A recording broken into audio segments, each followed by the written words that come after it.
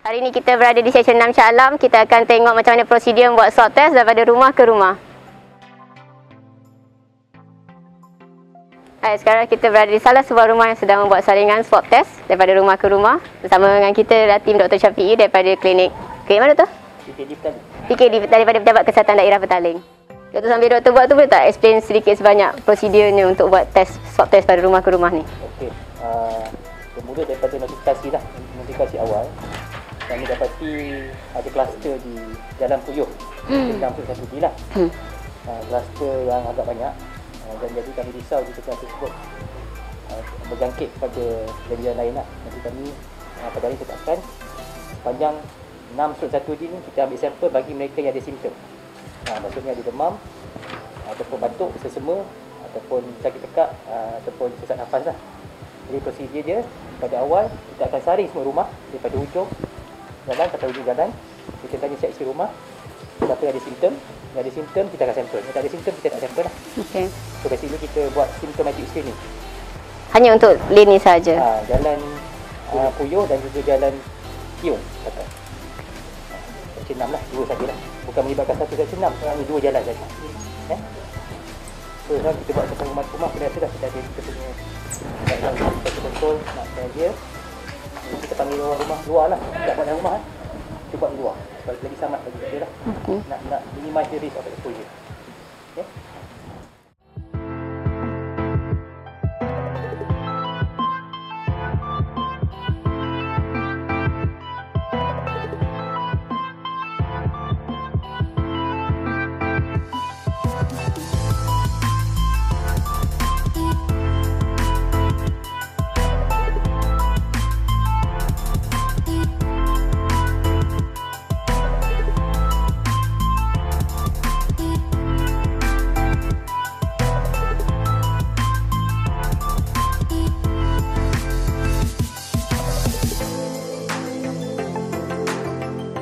Hai, sekarang kita bersama dengan tim-tim daripada Klinik Kesihatan Seksyen 7 dan juga Pejabat Daerah Kesihatan Petaling.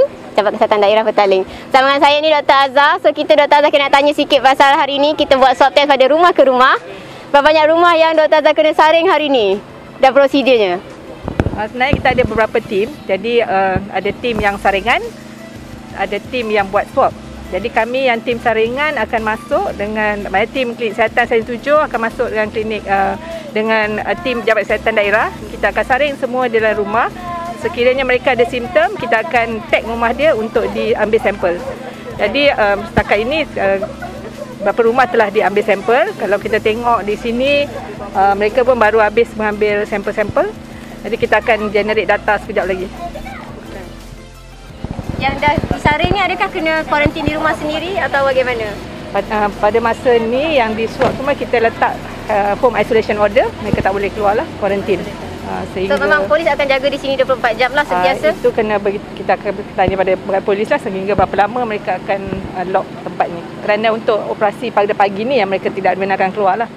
Kita pakai Google Form untuk ambil data. Mereka, dan siapa yang ada mempunyai handphone tu kita minta dia scan QR code ni dan isi sendiri untuk meminimalkan kontak lah dan untuk mempercepatkan proses. Kemudian data ni sedang dianalisa oleh Dr. Nazirul on site lah. Ini adalah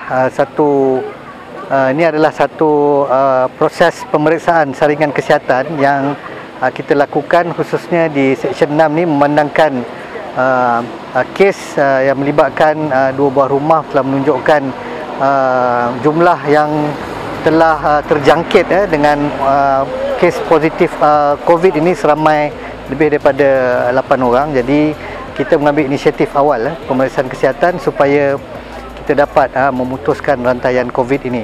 Dan di pihak kerajaan negeri juga telah melaksanakan usaha atau inisiatif ini di Hulu Langat semalam. Jadi ini adalah juga salah satu usaha kita untuk menyahut ataupun menyambung apa yang telah dilaksanakan oleh kerajaan negeri di peringkat yang lebih bawah, peringkat tempatan, iaitu di Shah Alam ini.